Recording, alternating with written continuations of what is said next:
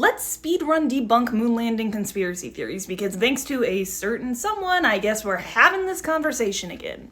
Let's go. Why is the flag waving if there's no air on the moon? Well, if you look closely, you see that there's the pole that goes up, but then there's another bar that goes across the top that the flag is threaded through so that they can actually keep it upright. Because there is no wind on the moon, if you didn't have it, it would just hang limp, but they couldn't get the pole to extend all the way, so the flag's a little scrunched up and it looks like it's waving, but it's on a pole. The shadows aren't parallel, there must be multiple light sources. No, if there are multiple light sources, you'd have multiple shadows. This is just something that can happen naturally depending on the angle that you're taking the picture. If the sun's low in the sky and the surface is kind of sloped, it's easy to make this happen. Where are the stars? Why are there no stars in these photos? Well, it's because they're not trying to take photos of the stars. You need a completely different setup to do something like that compared to imaging the bright lit surface of the moon. Go out at night and take a picture of a well-lit parking lot and tell me, do you see stars in that picture or do you just see the parking lot? Who is filming Neil Armstrong's first steps on the moon? If he was the first person on the moon, how did they get this shot?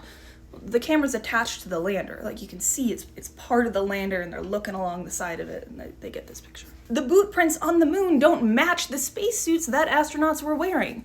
Well, that's because they wore overshoes. You can see them right here.